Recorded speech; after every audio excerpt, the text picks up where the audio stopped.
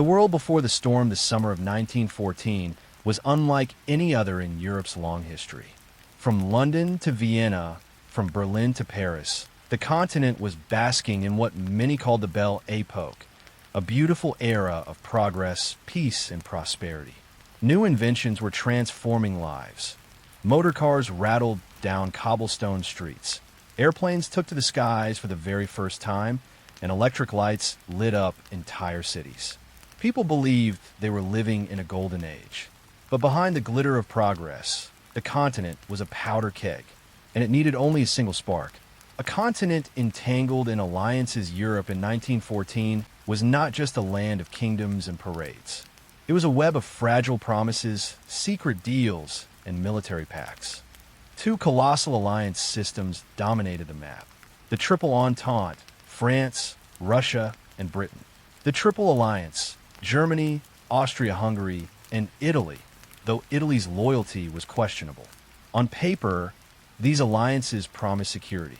But in reality, they meant that if one nation went to war, its friends would be dragged in almost automatically. It was like lining up dominoes. Knock one down, and the rest would follow. The pride of empires. Europe wasn't just divided by alliances, it was divided by pride. The old empires of Austria-Hungary and the Ottoman Turks were fading, while new powers like Germany were rising fast. Each nation carried wounds and ambitions. Germany wanted recognition as Europe's true superpower. France still remembered its humiliating defeat in 1871 during the Franco-Prussian War, when it lost Alsace-Lorraine to Germany. Russia saw itself as the protector of all Slavic people, especially Serbia. Britain guarded its navy and global empire, wary of Germany's growing fleet. Austria-Hungary was struggling to hold together dozens of restless nationalities. This mix of rivalries, fears, and ambitions made Europe unstable. And yet, to the ordinary man and woman walking the boulevards of Paris or sipping coffee in Vienna, it felt as though peace would last forever. Life on the edge of disaster. Picture this. In Berlin, Kaiser Wilhelm II strutted in his immaculate military uniform, obsessed with projecting strength. In St. Petersburg, Tsar Nicholas II ruled an empire of millions, yet struggled to control it. In London, King George V oversaw a mighty empire where the sun never set. And in Vienna, the aging Emperor Franz Joseph, weary after decades on the throne, clung to tradition as his empire creaked with unrest. The leaders of Europe were related by blood, cousins, uncles, nephews, yet their nations stood ready to clash. It was a strange paradox. Royal family portraits showed them smiling together at weddings and coronations, but their generals were busy drawing war plans against one another. The Balkans, Europe's tinderbox. If Europe was a powder keg, then the Balkans were the matchbox.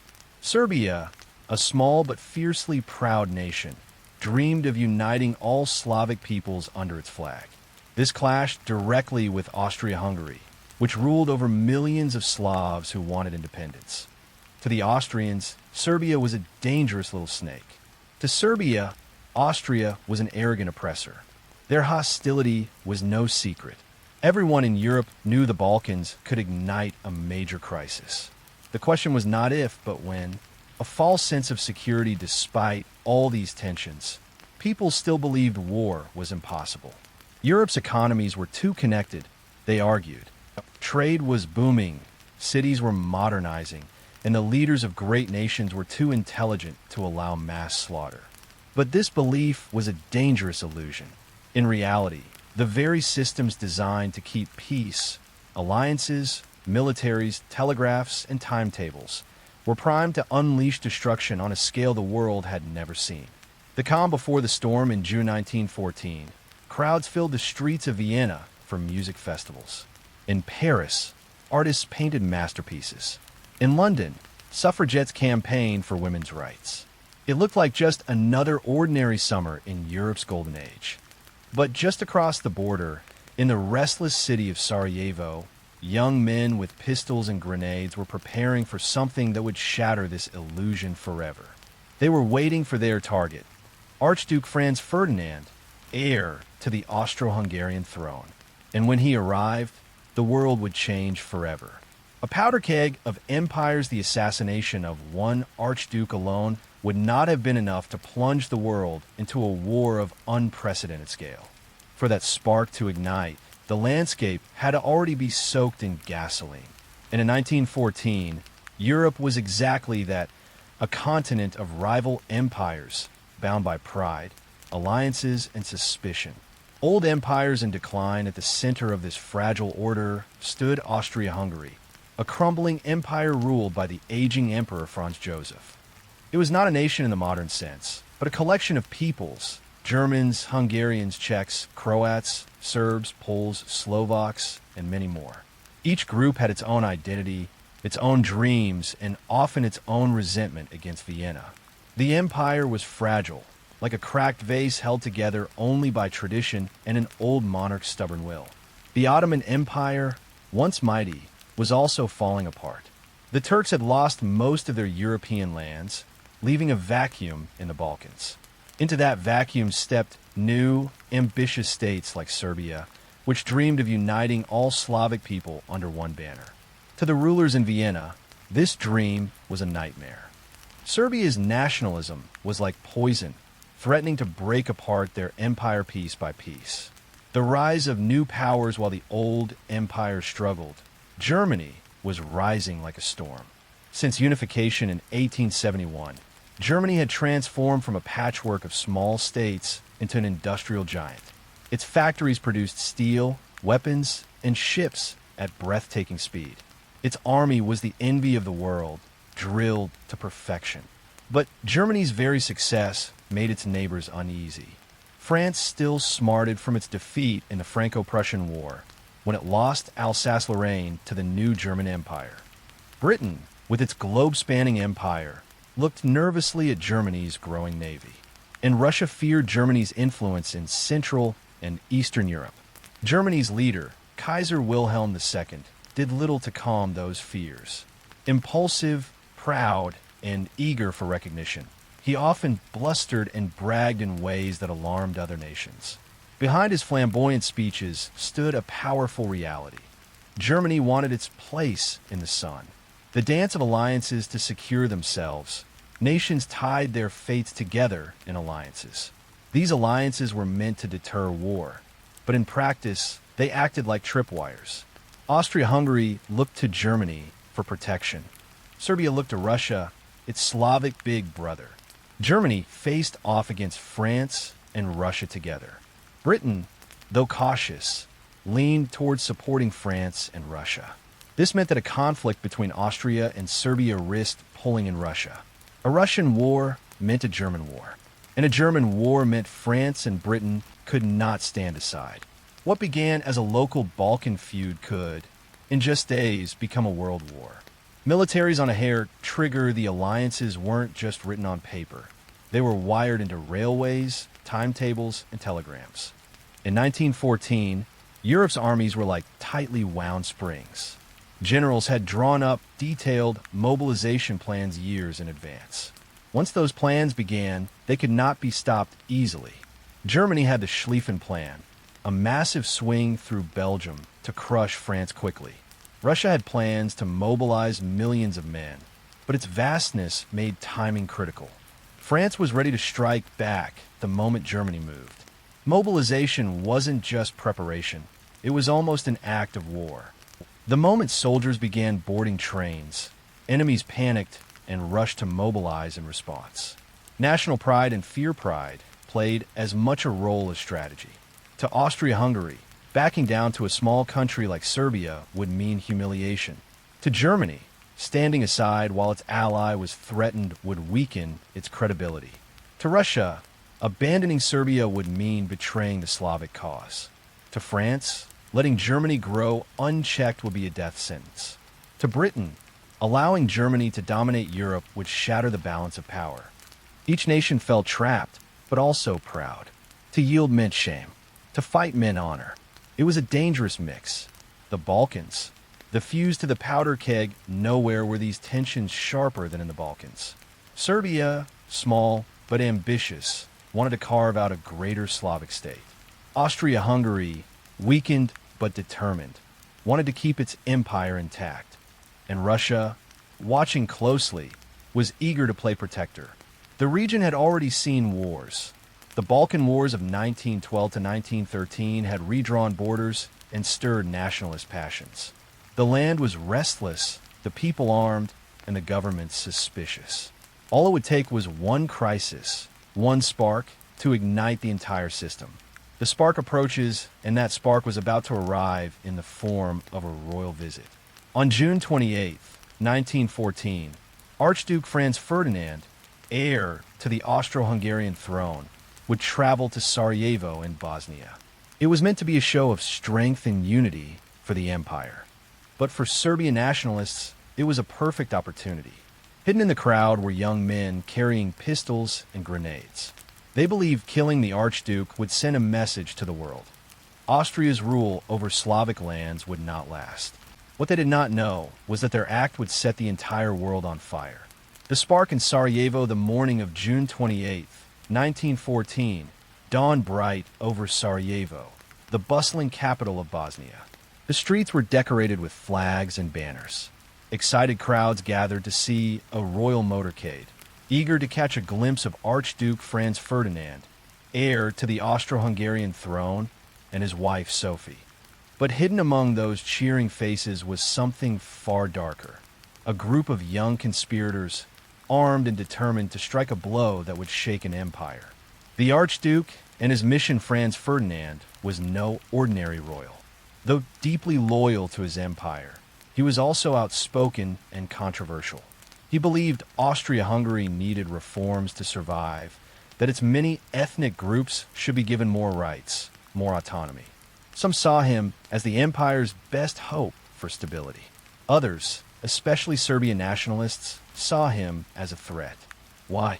Because if Franz Ferdinand succeeded, the dream of a greater Serbia, uniting Slavs outside Austria-Hungary, would never come true.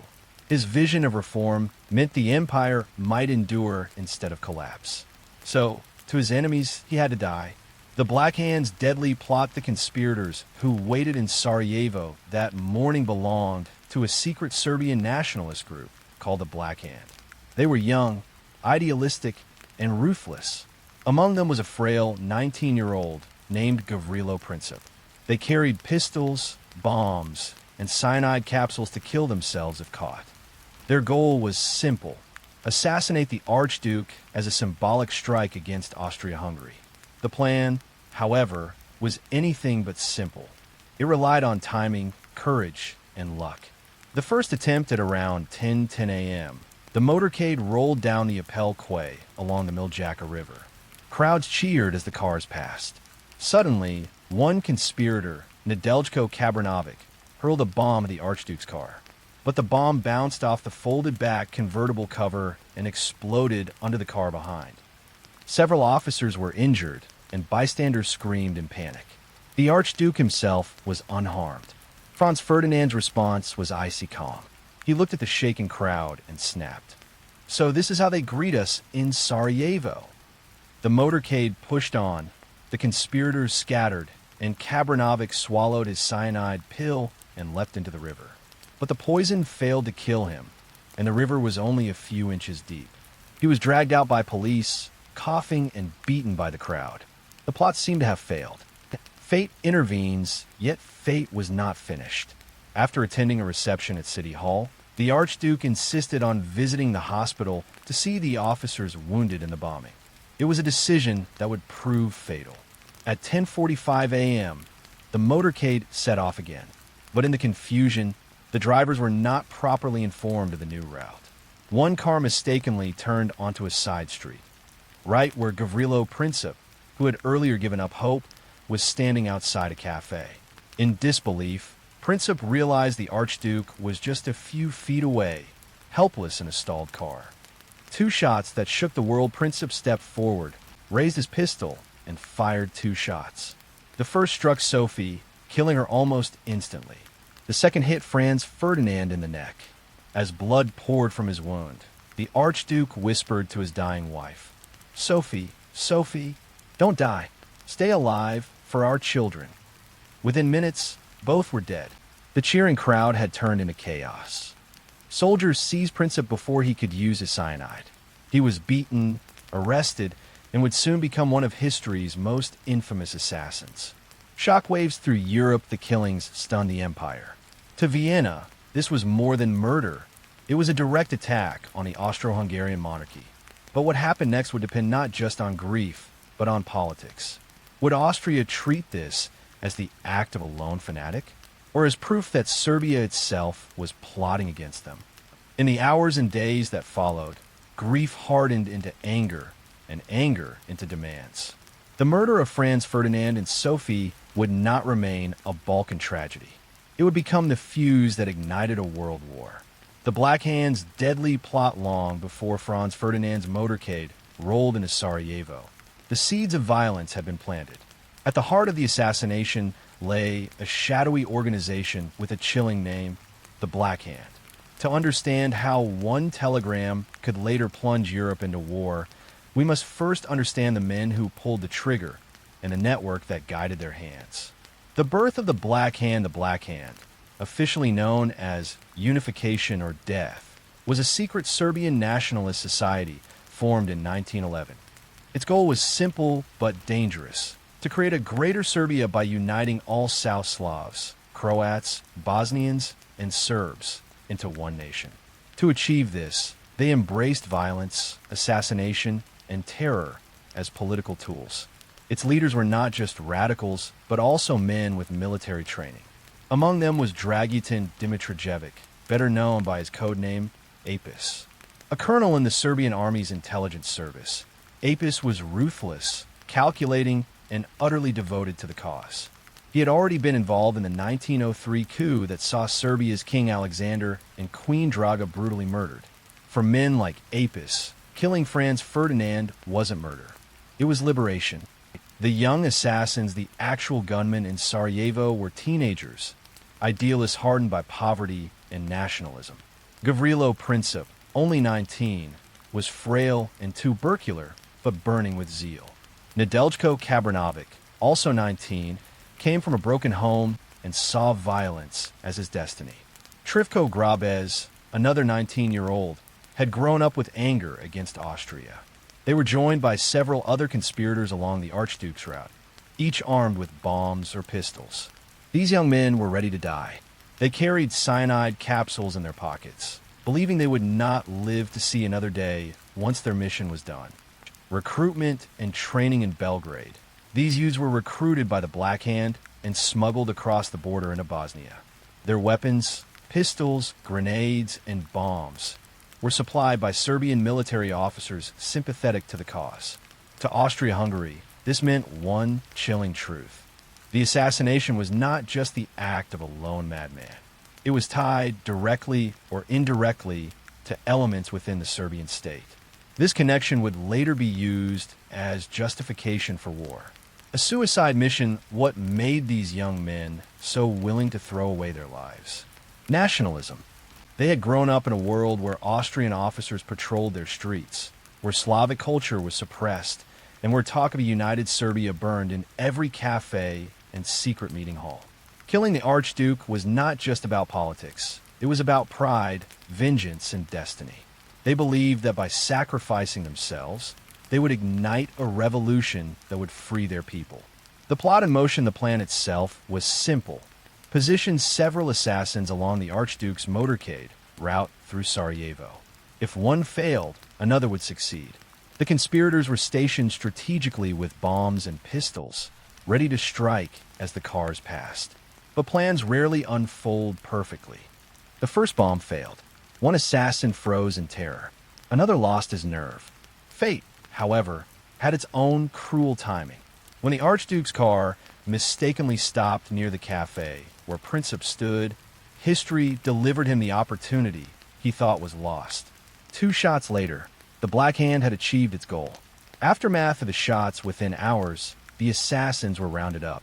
Kabranovic, after his failed cyanide attempt, was captured. Princip himself was beaten savagely by bystanders before being dragged away by police. During interrogation, they admitted their connections to nationalist circles in Serbia. The evidence, while murky, pointed strongly enough toward Belgrade to alarm Vienna. Austria's suspicions for Austria-Hungary. The crime could not be dismissed as an isolated act of youthful fanaticism. To them, it was part of a larger conspiracy, possibly backed by the Serbian government itself. Grief for Franz Ferdinand soon turned to rage. But rage alone was not enough. To strike back, Austria needed the assurance of its most powerful ally, the German Empire. And so, the conspirators' bullets in Sarajevo began a chain of telegrams and ultimatums that would drag all of Europe into the abyss.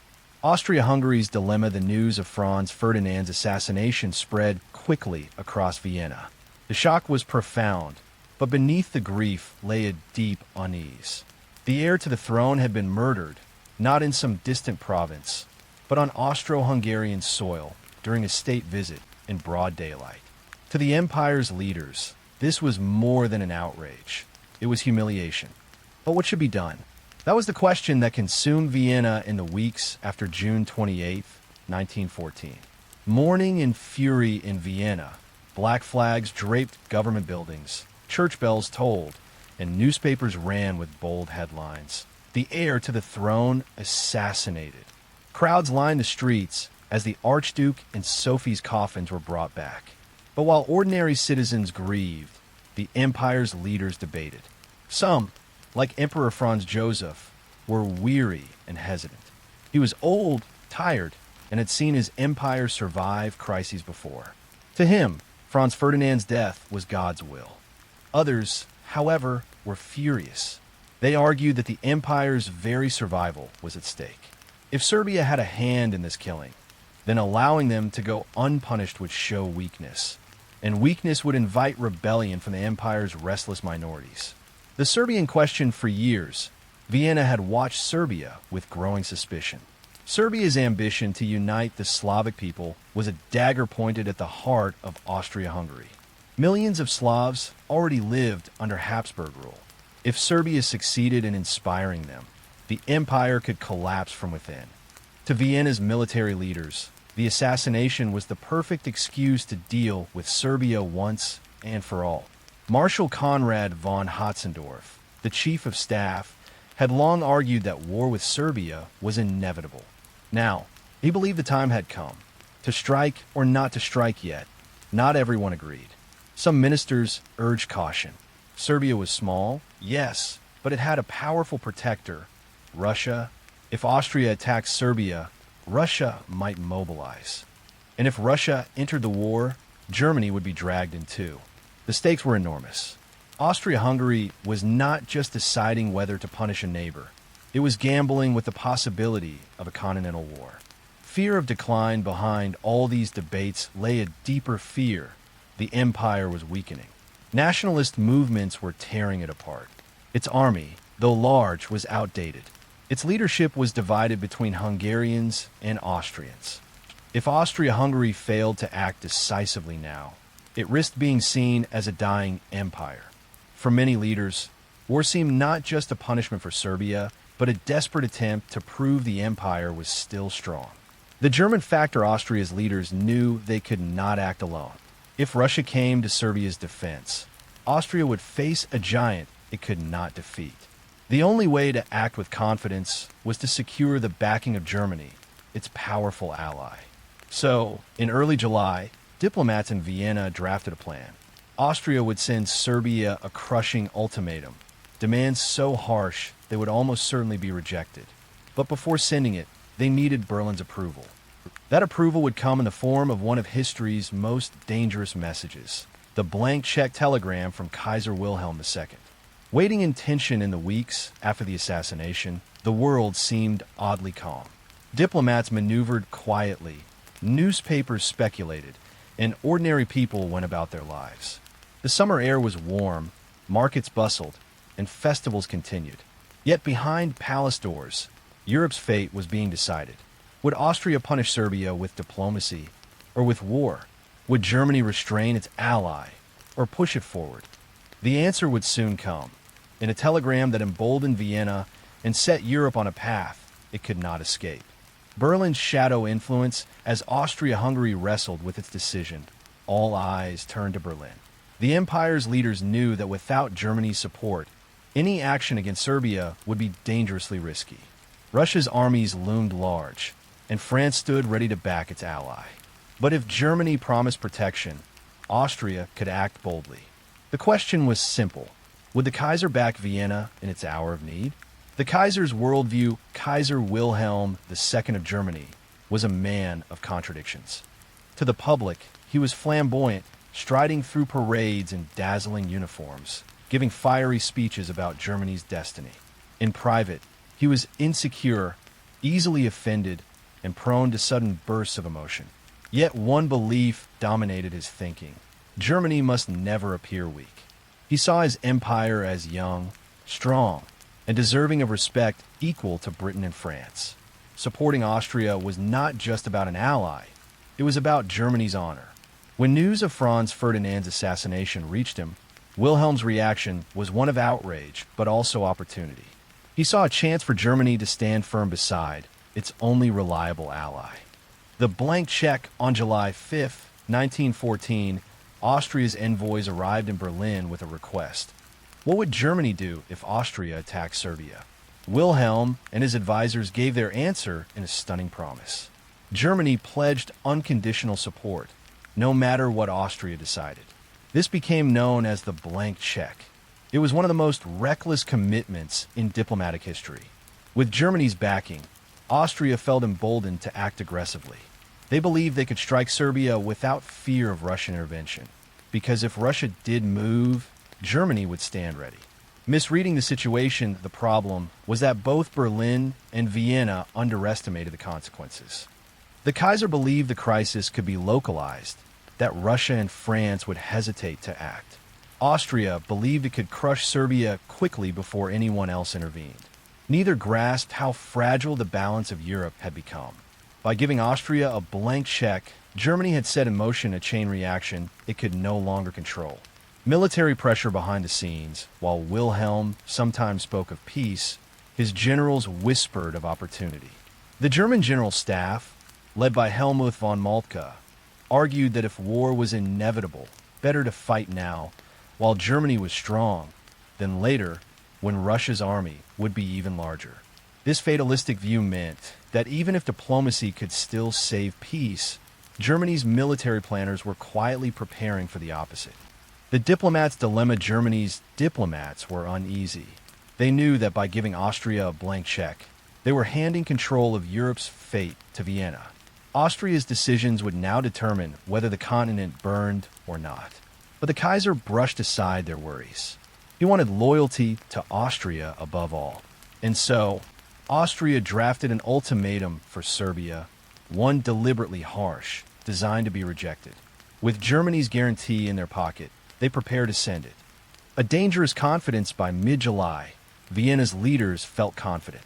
They would act firmly, show strength, and crush the little Balkan state once and for all.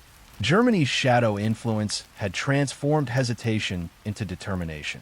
But in truth, the Kaiser's blank check had not given Austria safety.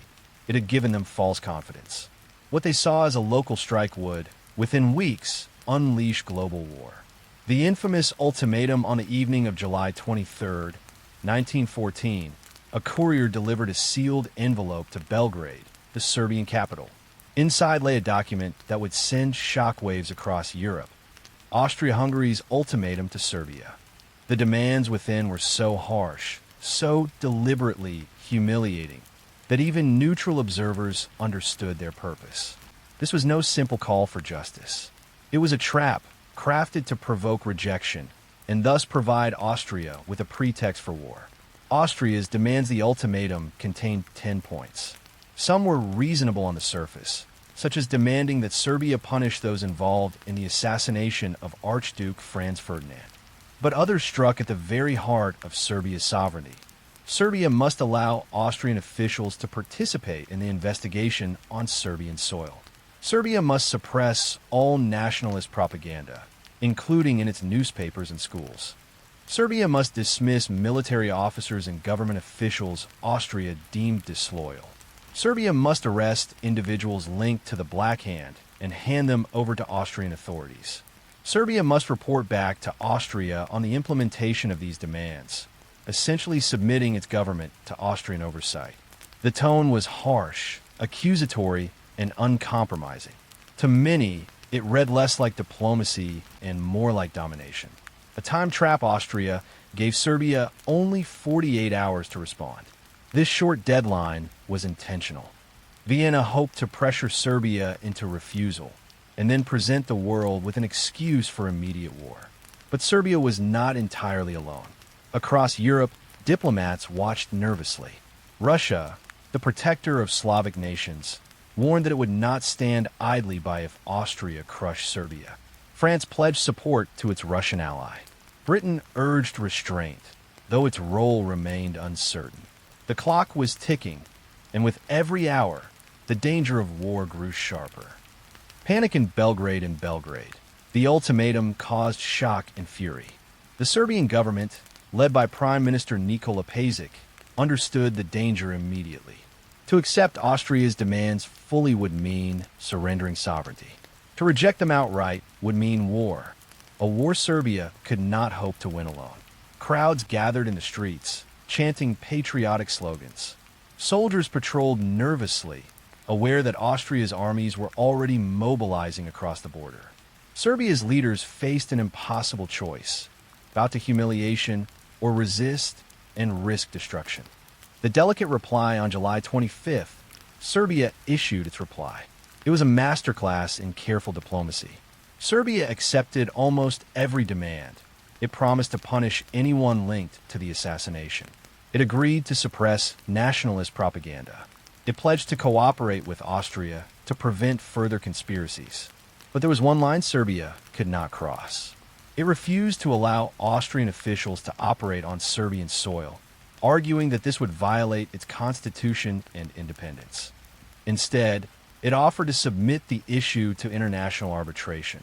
It was a reasonable response, even conciliatory. Many observers believe Serbia had gone as far as it possibly could without ceasing to be a sovereign nation. Austria's rejection in Vienna. However, Serbia's reply was dismissed almost immediately. The Austrian leadership had never truly wanted compromise. They wanted war. Within hours of receiving Serbia's response, Austria severed diplomatic ties. To the Austrians, Serbia's refusal to accept every single demand proved its guilt. In their eyes, the assassination was not just a crime, it was part of a national conspiracy. The ultimatum had served its purpose. Austria now had its justification for war. The dominoes began to fall across Europe. Governments held emergency meetings. Russia warned that it would mobilize if Austria attacked Serbia. France quietly reassured Russia of its support. Britain pleaded for mediation, hoping even at this late stage to avoid catastrophe. But Austria, emboldened by Germany's blank check, pressed forward. On July 28, 1914, exactly 1 month after the shots in Sarajevo, Austria-Hungary declared war on Serbia. The fuse was lit. Serbia's careful reply the hours before Serbia's reply to Austria's ultimatum were some of the tensest in modern history. In Belgrade, ministers huddled in candlelit rooms, drafting and redrafting sentences, each word carrying the weight of life or death. The fate of their nation, and perhaps all of Europe, hung on how carefully they could balance humility with dignity. A nation under siege by July 24th, Austrian troops were already massing along the border. Serbian citizens could hear the rumble of trains and the movement of artillery in the distance. Belgrade, the capital, sat dangerously close to Austria's frontier, and everyone knew it would be the first target of bombardment if war broke out. The Serbian government, led by Prime Minister Nikola Pašic, understood the stakes. Serbia was a small country with an exhausted army, still recovering from 2 recent Balkan wars. To face Austria-Hungary alone would be suicide. Yet surrendering outright would mean becoming a puppet state, giving up the very independent Serbia had fought so hard to preserve. Drafting the response, Pašic and his ministers worked feverishly. They accepted almost all of Austria's demands, even though many were humiliating. Serbia promised to arrest those connected to the assassination, ban nationalist organizations, suppress anti-Austrian propaganda in schools and newspapers, dismiss military officers Austria considered dangerous. But there was one demand they could not accept: allowing Austrian investigators to operate on Serbian soil. This, they argued, would violate their constitution and strip Serbia of sovereignty. Instead, they proposed a compromise, submitting the matter to the Hague Tribunal, the international court established to mediate disputes. It was, in truth, an astonishingly conciliatory response. Even Britain's Foreign Secretary, Sir Edward Grey, later remarked, "If Serbia's reply is not enough to satisfy Austria, nothing would be." The delivery on July 25, 1914, with the 48-hour deadline nearly expired, Serbia delivered its carefully worded reply. Pašić himself was so tense that he appeared visibly ill. The Serbian government hoped desperately that Austria would accept at least part of the compromise. The note ended with these words: "If Austria is not satisfied with our reply, we are ready to submit the matter to the decision of the Hague Tribunal, or to the great powers who took part in drawing up the Declaration of 1909. This was Serbia's way of saying, "We are willing to bend, but not to break." Austria's cold response, Austria, however, had already made up its mind. When the reply arrived in Vienna, officials barely read it. Foreign Minister Leopold Berchtold dismissed the Serbian note as inadequate, claiming it was filled with evasions. Within hours, Austria severed diplomatic relations. The ultimatum had achieved what it was designed to achieve: rejection. War was now a matter of when, not if. Europe watches in shock elsewhere. The reply sparked a different reaction. In London, ministers saw Serbia's acceptance as a genuine attempt at peace. In Paris, newspapers declared that Serbia had bowed as far as possible without losing its honor. In St. Petersburg, Tsar Nicholas II was moved by Serbia's humility and angered by Austria's inflexibility. To many outside Vienna and Berlin, Serbia had bent over backward. Austria's refusal to compromise looked less like justice and more like aggression. A desperate gamble. Serbia's leaders knew what was coming. That same night, the Serbian army began withdrawing from Belgrade, preparing to defend the interior of the country. Families fled the capital in wagons, carrying what little they could. Pašić himself warned his cabinet, "We are confronted with the greatest crisis in the history of Serbia. Whatever happens, we must preserve our dignity as a nation." The Serbian reply had been careful, diplomatic, and conciliatory, but it had not been enough.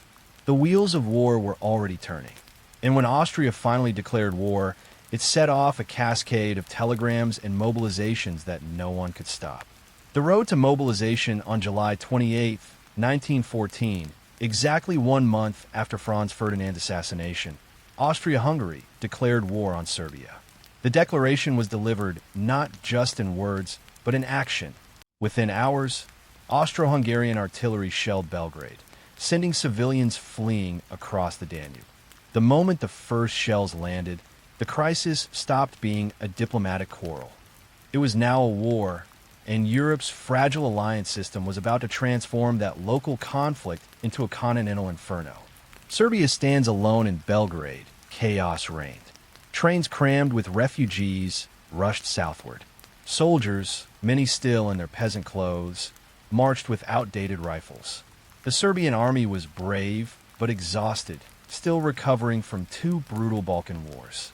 Supplies were low, uniforms were ragged, and yet morale remained fierce. Ordinary Serbs saw Austria's declaration as proof of tyranny. To them, resisting was not just about survival, but about national pride. Serbia would fight, even if it faced impossible odds. Russia steps forward. News of the bombardment reached St. Petersburg within hours. For Tsar Nicholas II, the moment of decision had arrived. Russia had long seen itself as the protector of the Slavic peoples. If it abandoned Serbia now, its prestige would collapse, not only in the Balkans, but across all of Europe.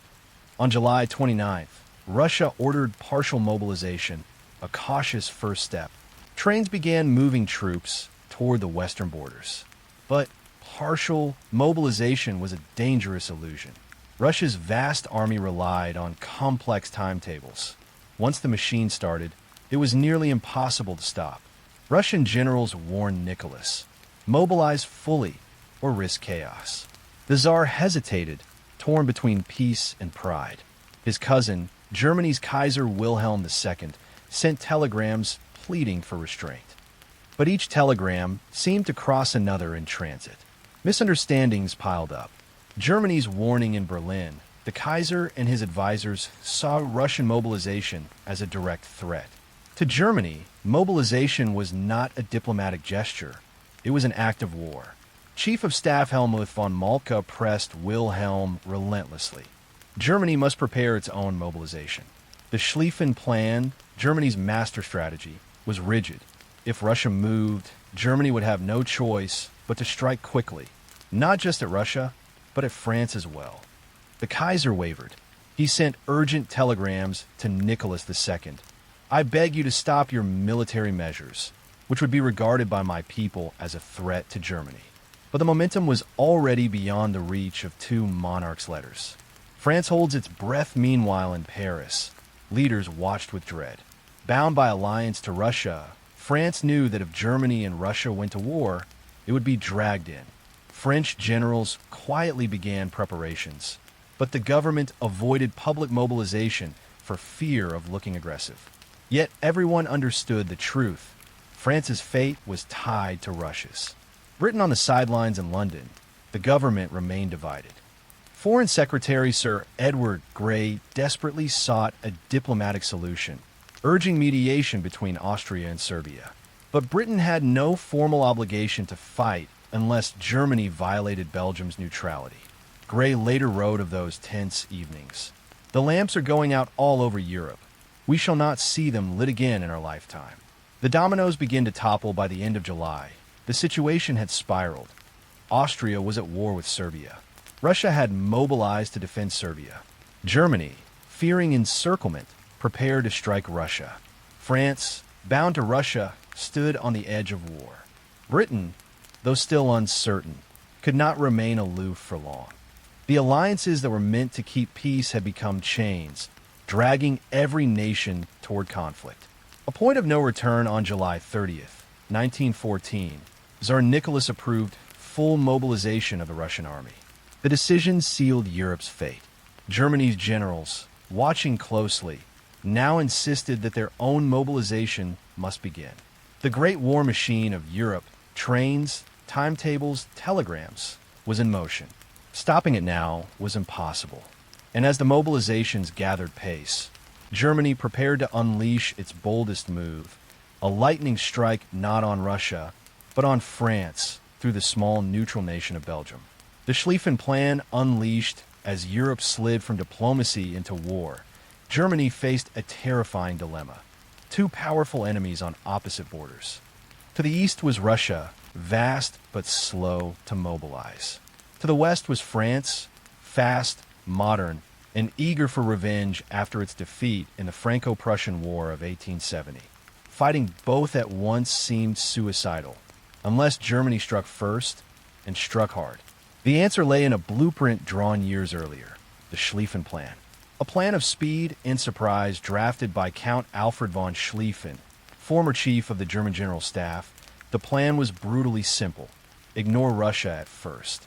Smash France quickly by invading through neutral Belgium. Capture Paris in 6 weeks. Then turn east to face Russia, whose massive army would still be struggling to assemble.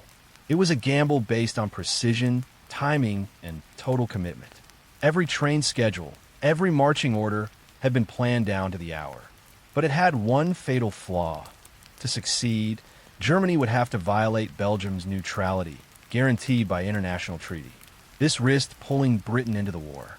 The machine in motion on August 1st, 1914, Germany declared war on Russia.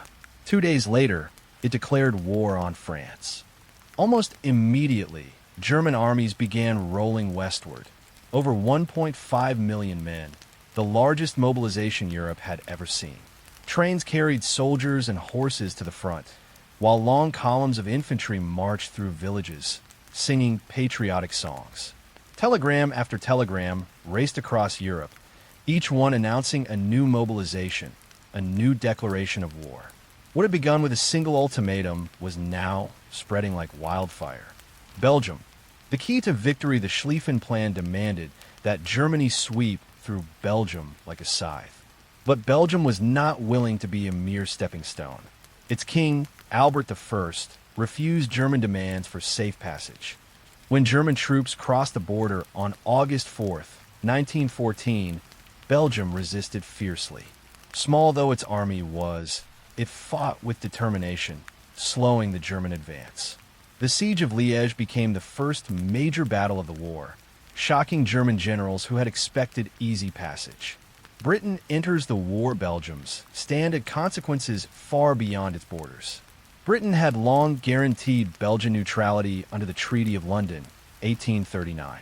Now, with Germany's invasion, Britain had its casus belli. On the evening of August 4th, 1914, Britain declared war on Germany. Crowds in London cheered, while in Berlin, the declaration was met with disbelief. The chain of alliances was now complete. Within a week, nearly every major power in Europe was at war. The world transformed. The Schlieffen Plan was supposed to bring Germany swift victory. Instead, it ensured a world war.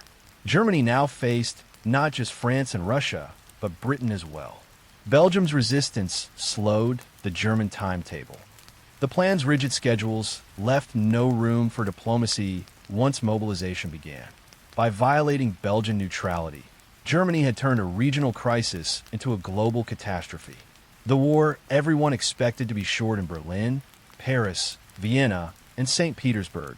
Crowds filled the streets in a fever of patriotic enthusiasm. Men rushed to enlist, convinced the war would be over by Christmas. Newspapers proclaimed glory and destiny. But the soldiers marching to the front had no idea what awaited them.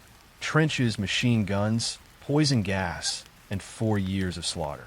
And as the German armies stormed through Belgium, the world realized that a single assassination and a handful of telegrams had set humanity on a path of destruction unlike anything ever seen before. Britain faces the decision in the summer of 1914. Britain found itself standing at a crossroads. The great powers of Europe were already in motion. Austria was shelling Serbia. Russia had mobilized. Germany was executing the Schlieffen Plan, and France prepared for invasion.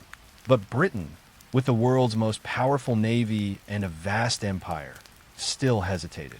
Would it remain a bystander, or would it join the storm now breaking across Europe? The splendid isolation for decades. Britain had prided itself on what diplomats called splendid isolation. Protected by the English Channel and the Royal Navy, Britain avoided deep entanglement in continental disputes. Its focus was on maintaining a global empire, not policing Europe's quarrels. But that strategy had shifted in the years before 1914. Threatened by Germany's naval buildup, Britain had drawn closer to France and Russia in the Triple Entente. Still, no binding treaty required Britain to fight. The decision to enter war would have to rest on something more than alliances. Cabinet divisions in London. Prime Minister Herbert Asquith's cabinet was deeply divided. Some ministers argued Britain should remain neutral. Why shed British blood for a Balkan quarrel? Others, especially Foreign Secretary Sir Edward Grey, insisted that Britain's honor and credibility were at stake. If Britain abandoned France and Russia now, who would trust it in the future? Grey, pacing nervously in his office, warned that Britain could not afford to see Germany dominate the continent. A Europe under German control would be a direct threat to Britain's security and empire. The Belgian question, the real turning point, came with Belgium. Germany's invasion of a neutral country was a blatant violation of the Treaty of London, 1839, a treaty Britain itself had signed, guaranteeing Belgium's independence. To ignore it would mean breaking Britain's word, undermining its reputation as a defender of international law. To honor it would mean war. As Grey later put it, we cannot stand by and see a great violation of international law. If we do, our own word will no longer be worth anything. The final hours of peace on the evening of August 3rd, 1914, Britain sent a telegram to Berlin demanding that German troops withdraw from Belgium. The deadline was midnight, August 4th. Crowds gathered outside Downing Street as the hours ticked by. When no reply came, Grey stood before Parliament and delivered one of the most somber speeches in British history. As dusk fell, he gazed out of his window at the gas lamps being lit along London streets and said, "The lamps are going out all over Europe. We shall not see them lit again in our lifetime." Britain declares war at 11 p.m. on August 4th, 1914. Britain declared war on Germany. Bells tolled, crowds cheered, and men rushed to enlist. The island nation had committed itself to the greatest conflict in its history. With Britain's entry, the war was no longer just a continental struggle. It was now global. Britain's empire would bring troops from Canada, India, Australia, New Zealand, South Africa, and beyond. Germany's shock in Berlin. German leaders had gambled that Britain would stay neutral. They believed London would not fight for a scrap of paper, as the treaty guaranteeing Belgium was dismissively called. They were wrong. That scrap of paper had brought the world's strongest naval power into the fight. Germany now faced encirclement on land and sea. And so, within just 5 weeks of Sarajevo, every great power of Europe was at war. What had begun with an ultimatum to Serbia had become a global conflict, the First World War. Belgium, the innocent roadblock in the grand strategies of Europe's generals, Belgium was meant to be little more than a corridor, a neutral buffer state between France and Germany. But in August 1914, this small nation of just 7 million people found itself thrust onto the front lines of history. Germany's war plan demanded that its armies sweep through Belgium on the way to France. Belgium's refusal to yield transformed it from a bystander into the first true battlefield of the First World War. A neutral nation since 1839, Belgium's independence and neutrality had been guaranteed by international treaty. Britain, France, Prussia, later Germany, and Russia had all pledged to respect it. Belgium itself had no desire to be part of Europe's rivalries. Its people focused on trade, industry, and a peaceful life. But geography made neutrality fragile. For Germany, Belgium was the quickest road to Paris. For Britain, it was a line that could not be crossed without dishonor. Germany's ultimatum on August 2nd, 1914, as German armies mobilized, Berlin sent a blunt ultimatum to Brussels. Allow German troops to march through Belgian territory unopposed. Do not resist, and Belgium's independence would be respected after the war. Resist, and Germany would treat Belgium as an enemy. Belgium's King Albert I, a quiet but determined man, called his ministers together. The ultimatum, he said, was an insult to Belgium's honor. To surrender without a fight would make the nation a vassal of Germany. The decision was unanimous. Belgium would resist. David versus Goliath on August 4th. German troops crossed the border. They expected a quick, easy march. Instead, they found Belgian soldiers entrenched around the fortress city of Liège. The Belgian army was small, barely 117,000 men, but it was fiercely motivated. Using modern forts and heavy artillery, they stunned the Germans with unexpected resistance. For days, Liège held out, forcing Germany to bring in its heaviest siege guns, including the massive Big Bertha howitzers. The delay was costly. The Schlieffen Plan relied on speed. Every hour lost in Belgium gave France and Britain more time to mobilize. The brutality of war, as German frustration grew, discipline broke down. Civilians suspected of helping Belgian resistance were executed. Entire villages were burnt. In Louvain, German troops set fire to the medieval university library, destroying thousands of priceless manuscripts. Reports of these atrocities spread rapidly through newspapers. Belgium became a symbol of innocence crushed by aggression. Allied propaganda portrayed it as the rape of Belgium, stirring outrage across the world. Britain joins the fight. Britain had guaranteed Belgium's neutrality, and the German invasion left London with no choice. On the same day German troops marched into Liège, Britain declared war. Belgium, by refusing to yield, had pulled the last great European power into the conflict. A symbol of defiance, although Belgium's army could not stop the German advance, its resistance became legendary. King Albert I moved to the front lines, leading his soldiers personally. Ordinary citizens joined in, tearing up railroads and sabotaging supply lines. Belgium had not sought war, yet its stand inspired the world. It proved that even a small nation could defy a giant, and in doing so, it changed the course of history. But the German invasion of Belgium was only the beginning. As the Schlieffen Plan drove German armies deeper into France, Europe braced for the first great clash of modern war. France braces for impact as the German armies thundered through Belgium in August 1914. All eyes turned to France. For more than 40 years, since the humiliation of the Franco-Prussian War, 1870 to 71, France had lived under the shadow of defeat. The loss of Alsace-Lorraine to Germany was a wound that never healed, and French leaders knew that another reckoning was inevitable.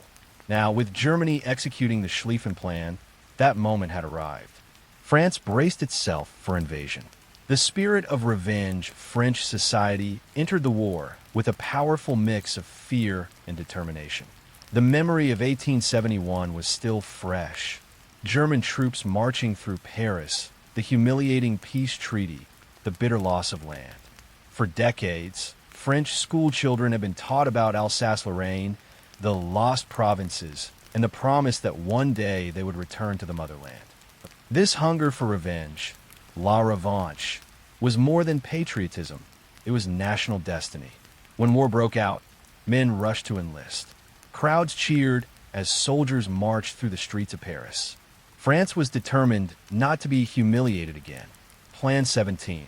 The French gamble France's military leaders had long prepared for this moment with Plan 17, a bold strategy to launch a massive offensive into Alsace-Lorraine. The plan was based on the belief in élan vital, the fighting spirit of the French soldier. Generals argued that with enough courage and determination, French troops could smash through German defenses and reclaim the lost provinces. The plan emphasized attack, not defense. France would strike first, seize the initiative, and carry the war onto German soil. But there was a problem. The French had not anticipated the full sweep of the Schlieffen Plan. While France focused on Alsace-Lorraine, German armies were pouring through Belgium, aiming to outflank the French and encircle Paris. The Parisian mood in Paris. The mood swung between patriotic enthusiasm and quiet dread. Posters called men to arms, while women waved flags and threw flowers at departing troops. Yet behind the celebrations lay the grim reality. Everyone knew this war would not be easy or short. The government, fearing German advance, moved important offices out of Paris. Ordinary families began hoarding food, while trains overflowed with refugees from northern France fleeing before the German tide. The City of Light was bracing for a storm. The call of allies, France, did not face the threat alone. Russia, bound by alliance, was already mobilizing against Germany in the east. Britain, outraged by the invasion of Belgium, was now fully committed to France's defense. Still, France would bear the first and fiercest blow. Its fields, towns, and cities were about to become the main battlefield of Europe. The first clashes as French troops surged toward Alsace-Lorraine in their bright blue coats and red trousers. They sang patriotic songs and carried flags high. They believed they would drive the Germans back in weeks. But the reality of modern war soon shattered those illusions. German machine guns and heavy artillery cut down entire French regiments. The fields of Lorraine turned into killing grounds. Within days, tens of thousands lay dead. France had underestimated the enemy. The war of courage and honor they imagined was giving way to a new, industrial kind of slaughter. And as French soldiers bled in Alsace-Lorraine, German armies were already sweeping around their flank through Belgium, heading straight for Paris. Russia's early moves while France braced for the German onslaught in the west. The vast empire of Russia began to stir in the east. With its sheer size and population, Russia was a colossus, but one whose movements were slow, chaotic, and often unpredictable. Yet in the first weeks of the war, Russia surprised everyone by moving faster than expected. Its early actions would both terrify Germany and expose the weaknesses of an empire unprepared for modern conflict. The Tsar's dilemma, Tsar Nicholas II had not wanted war. He was a cautious man, torn between his desire to preserve peace and his duty to protect Serbia, the fellow Slavic nation under threat from Austria-Hungary. But once Austria declared war and Germany pledged support, Nicholas had little choice. Mobilization was not a small step, it was a commitment to war. Once Russia began calling up millions of men across its vast lands, there was no turning back. On July 30th, 1914, Nicholas authorized full mobilization. Trains creaked into motion, carrying peasants from distant villages to the front. Officers scrambled to prepare units. Across Russia, churches held services blessing the departing soldiers. The empire was at war. The Eastern Front opened. Germany's generals had expected Russia to take months to mobilize. Their strategy, the Schlieffen Plan, was based on that assumption. But to their shock, by mid-August, Russian armies were already advancing into East Prussia. Two Russian forces moved in. General Rennenkampf's First Army, marching from the east. General Samsonov's Second Army, pushing up from the south. Together, they threatened to encircle German forces in the region. Panic spread in Berlin. Was the Schlieffen Plan collapsing before it had even begun? Early successes at first, Russian troops made dramatic gains. They captured towns, overran German outposts, and spread alarm across East Prussia. German civilians fled westward in terror, carrying what they could.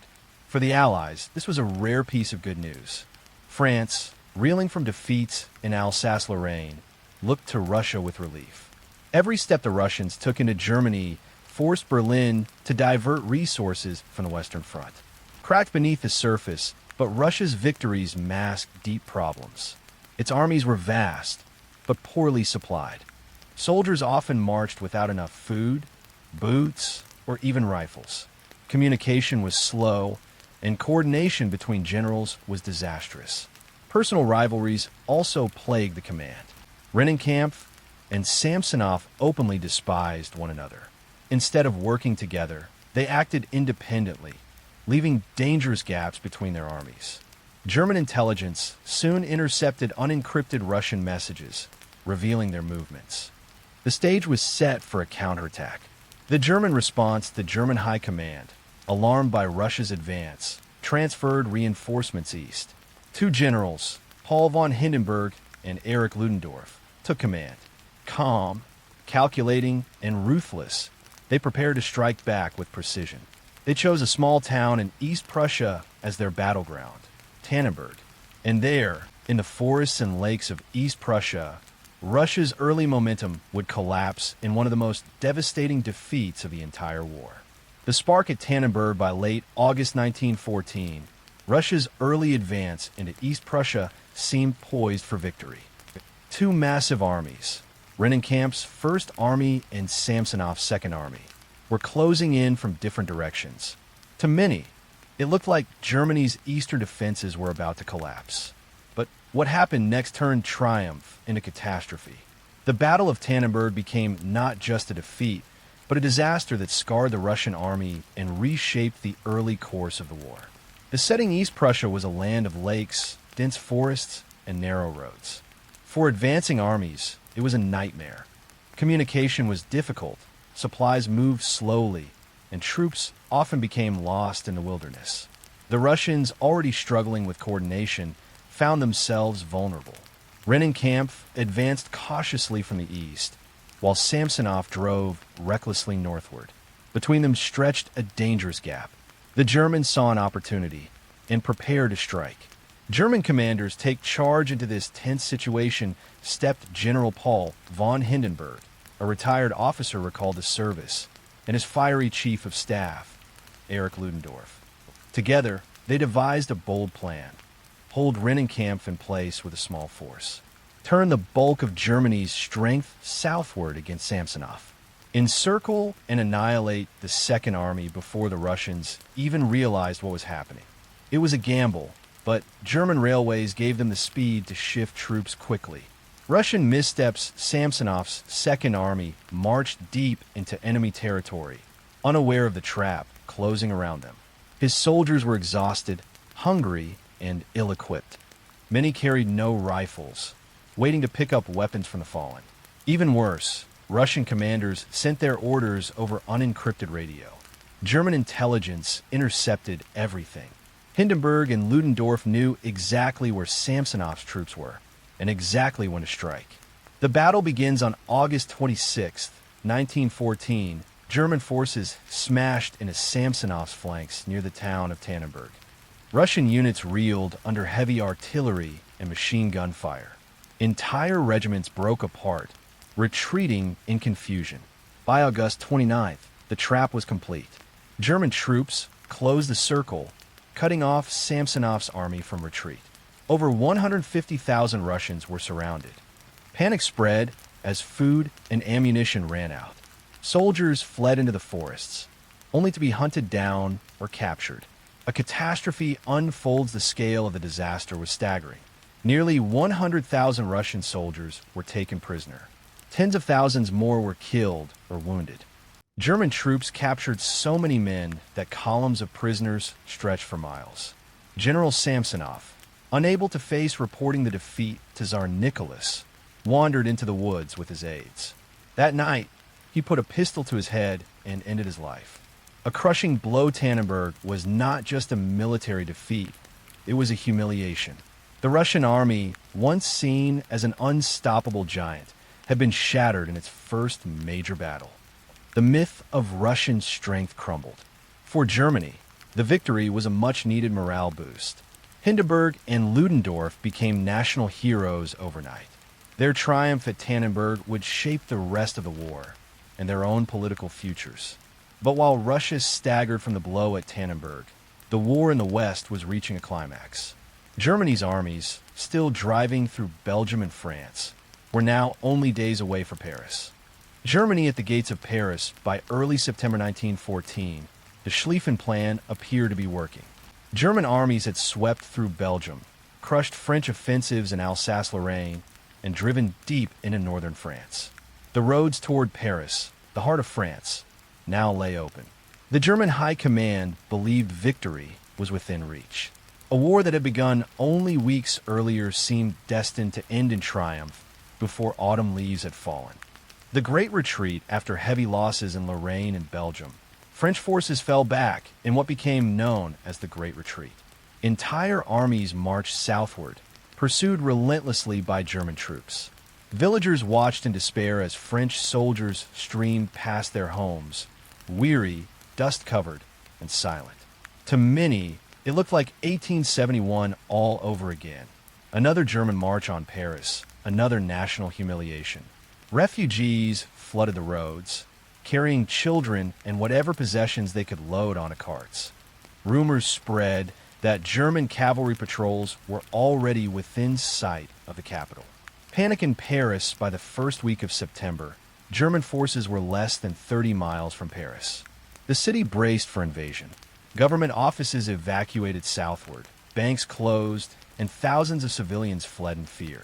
The French capital, normally alive with music, laughter, and light, became tense and grim. Barricades were erected, and soldiers prepared for street fighting. In the skies above, for the first time in history, enemy aircraft dropped bombs on a major city. Yet in this dark hour, the French spirit hardened. Paris would not surrender without a fight. Joffre's iron will. The French commander-in-chief, General Joseph Joffre, remained calm amid the chaos. Known for his steady nerves and blunt manner, he saw that Germany's rapid advance had stretched its supply lines dangerously thin. Joffre reorganized his battered armies, replacing cautious generals with more aggressive ones. His goal was simple: stop the German advance at all costs. To inspire his men, he issued a stern order: the hour has come to advance, whatever the cost. The taxi army in Paris, military governor General Joseph Gallieni, took dramatic measures. To rush reinforcements to the front, he commandeered every available vehicle, including hundreds of Parisian taxis. On the night of September 6th, long lines of taxis carried thousands of soldiers to the battlefield of the Marne River. The sight became legendary, an entire city rising to save itself, one cab ride at a time. German overconfidence, meanwhile, German generals believed the war was nearly won. Their troops, exhausted but triumphant, were confident that one final push would topple France. Many officers even sent celebratory telegrams home. But that overconfidence blinded them to danger. By splitting their forces and pushing too far ahead, they left gaps that the French and their new British allies were ready to exploit. The stage was set for the Battle of the Marne, a clash that would decide not just the fate of Paris, but the future of the entire war. The miracle of the Marne in early September 1914, the German army seemed unstoppable. Its columns stretched across northern France, its advance bringing terror to towns and villages. Paris was within reach, the jewel that would mark Germany's swift victory. But on the banks of the Marne River, just east of Paris, the tide of war turned. What followed became known as the Miracle of the Marne, a battle that saved France from collapse and shattered Germany's dream of a quick victory. The German advance stalls by September 5th. German troops under General Alexander von Kluck and General Karl von Bülow were pressing hard toward Paris. But in their eagerness, they had created a dangerous opening. Their armies had swung wide, leaving a gap between them that stretched for miles. French intelligence, aided by aerial reconnaissance, a new tool of modern warfare, spotted the weakness. Joffre seized the chance. Joffre's counterstroke, General Joseph Joffre, calm and implacable, ordered a bold counterattack. His battered armies, joined by the British Expeditionary Force, BF, under Sir John French, were to strike directly into the gap between the German armies. It was a desperate gamble, but Joffre framed it as destiny. His orders to his men were blunt. Troops can no longer retreat. Victory is essential. The battle begins on September 6, 1914. French and British forces launched their assault. Fighting erupted along a 150-mile front. Soldiers clashed in villages, fields, and forests, the thunder of artillery shaking the earth. The Germans, caught off guard, struggled to close the gap. Von Kluck wheeled his forces back to face the attack, but his maneuver left his flank dangerously exposed. The battle turned chaotic, swirling clashes of infantry, cavalry charges across open fields, and desperate bayonet fights in farmyards. For the first time, the German advance slowed.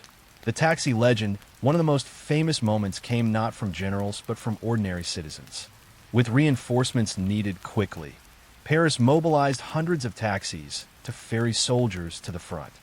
Through the night, convoys of taxis rattled eastward, headlights piercing the darkness. To the soldiers, it was a ride into history. The sight became a symbol of national unity, a city delivering its sons to save itself. Though the numbers carried were modest, the psychological impact was immense. France was throwing everything it had into the fight. German retreat for days. The battle raged. Exhausted German troops fought fiercely but could not break through. The French and British pressed harder, driving wedges between the German armies. By September 9th, the Germans realized the truth. The Schlieffen Plan had failed. Victory in 6 weeks was a dream no more. With supply lines overstretched and their armies threatened with encirclement, German commanders ordered a retreat. The invaders fell back to the Aisne River, digging trenches as they went. The long war of movement had ended. A new kind of warfare, static, grueling, and merciless, was about to begin. A miracle indeed. The Battle of the Marne cost hundreds of thousands of lives, but it saved France. Paris was spared, the German advance stopped, and the myth of invincibility shattered. To the French, it was nothing less than a miracle, proof that courage and resolve could defy even the mightiest enemy. But the war was far from over. As armies dug in along the Western Front, a brutal stalemate was born, one that would trap Europe in 4 years of trench warfare. Stalemate in the race to the sea. The Battle of the Marne had saved Paris, but it did not end the war. Instead, it marked the beginning of something new and far deadlier. When German forces retreated to the Ain River in September 1914, they dug in, creating trenches to hold their ground. The French and British tried to dislodge them, but every attack was met with devastating machine gun fire and heavy artillery. Within weeks, both sides realized the war of swift movement was over. The Western Front was becoming a stalemate. The trenches were shallow ditches, improvised defenses against enemy fire. But as days turned into weeks, soldiers dug deeper, reinforcing their positions with sandbags, wooden planks, and barbed wire. Life in these trenches was harsh. Mud, rats, and a stench of unburied corpses filled the air. Soldiers slept in the damp earth, under constant threat of shell fire. The war that many had thought would end by Christmas was already revealing its true, grim nature. The race to the sea neither side was willing to accept stalemate. From September to November 1914, German and Allied armies attempted to outflank each other in a sweeping series of maneuvers known as the race to the sea. The idea was simple. If you couldn't break through the enemy's line, you could go around it. German and Allied forces moved northward, clashing again and again, at the Ain, the Somme, Arras, and finally Ypres. Each time, the opposing armies extended their trench systems further, stretching the line northward until it reached the North Sea coast. By November, an unbroken line of trenches ran from the Swiss border to the Belgian coast, a scar across Europe that would define the war. The First Battle of Ypres, the final act of the race to the sea, came at Ypres in Belgium. There, British forces, heavily outnumbered, fought desperately to hold the town against relentless German attacks. The fighting was savage. Young, inexperienced soldiers on both sides were thrown into the inferno. Casualties were horrendous, yet the British held. By the end of the battle, both sides were exhausted. The front line had solidified. What had begun as a war of maneuver was now frozen into position. A war unlike any other. The stalemate shocked generals and soldiers alike. For centuries, wars have been decided by bold charges, swift cavalry, and decisive battles. But now, modern firepower, machine guns, long-range artillery, rapid-firing rifles had made frontal assaults suicidal. The Western Front was no longer about quick victories. It would be a grinding war of attrition, measured not in miles gained but in lives lost. The grim realization as winter fell in late 1914, men huddled in waterlogged trenches, wondering how long they would endure. Many still believed the war might end soon, but in truth, the world had entered a nightmare that would last 4 long years. And as the Western Front froze into stalemate, the war widened. Fighting spread across seas, colonies, and distant battlefields, turning a European conflict into a truly global war. The war widens beyond Europe by the end of 1914. The guns of Europe had fallen into stalemate, but the war was far from confined to the continent. The great empires of the world, Britain, France, Germany, Austria-Hungary, Russia, and the Ottoman Empire, held colonies and territories across the globe. Once these powers went to war, their colonial possessions, trade routes, and naval forces were inevitably drawn in.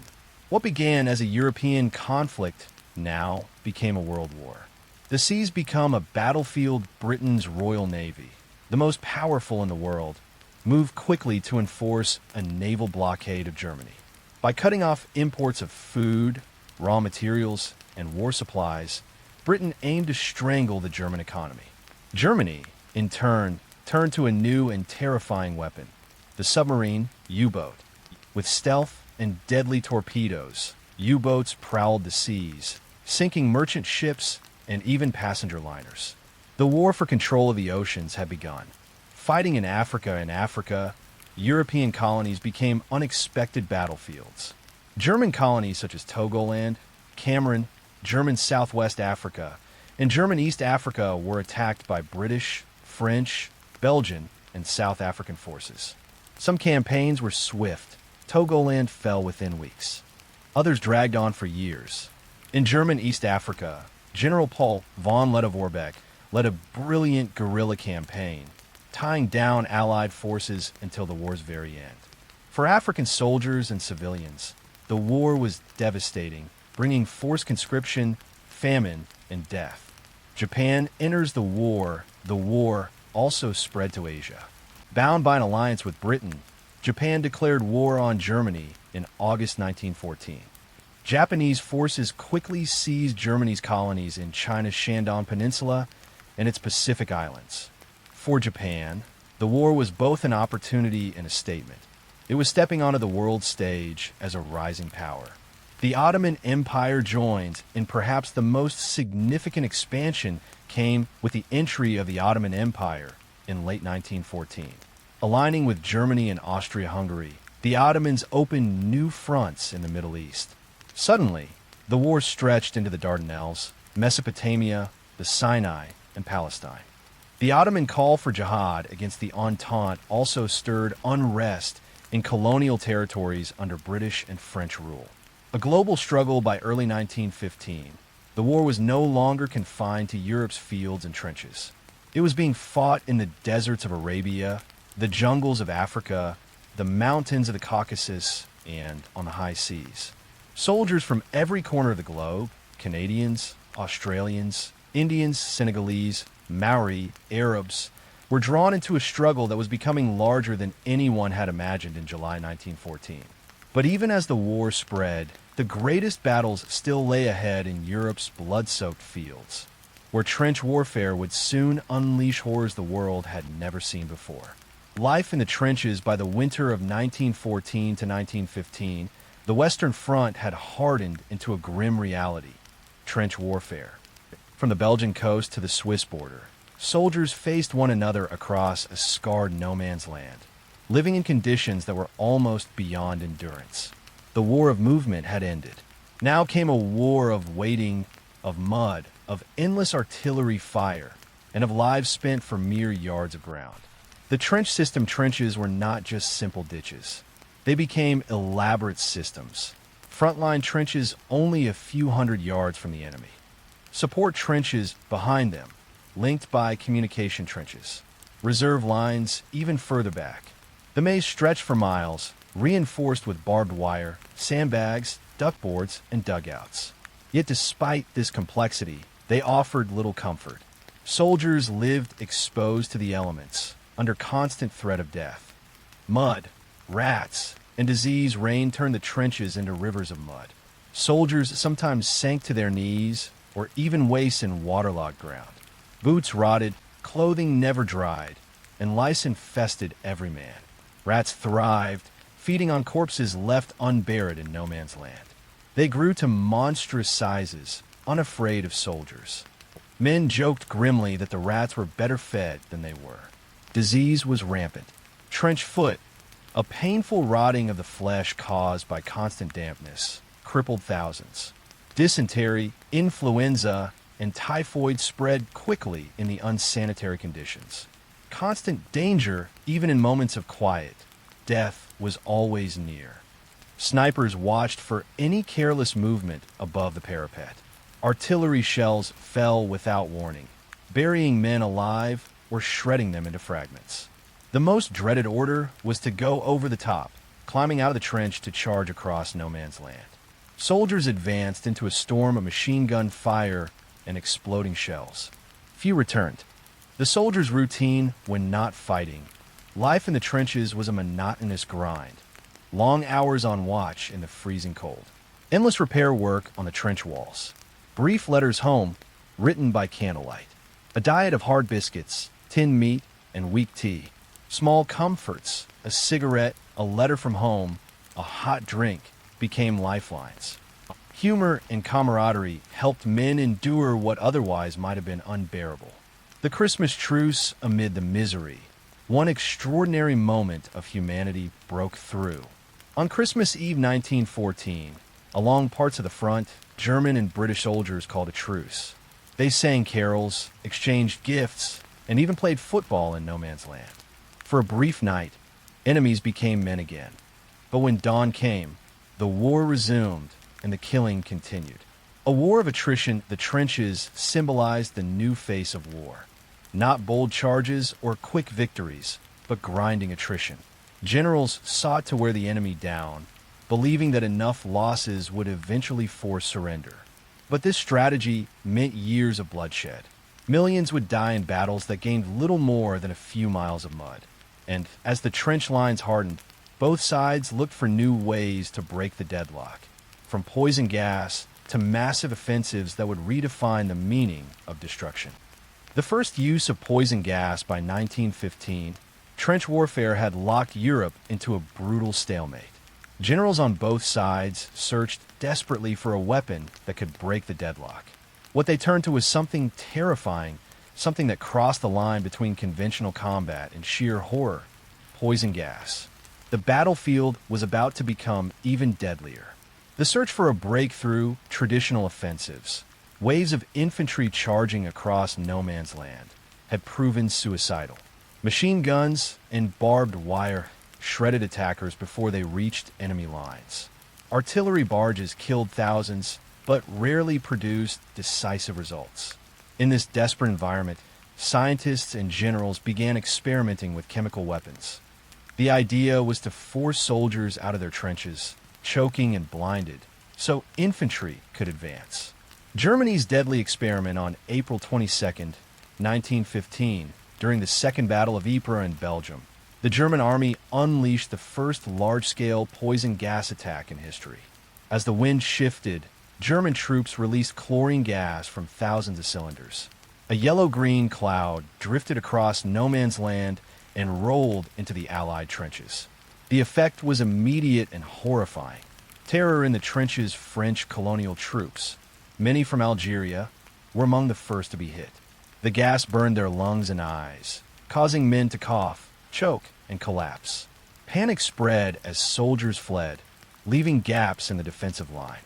Those who inhaled deeply died within minutes, their lungs destroyed. Survivors staggered blindly, gasping for air, their throats raw with chemical burns. The German infantry, shocked by the devastation they had caused, hesitated to advance. Had they pushed harder, the Allies' position at Ypres might have collapsed entirely.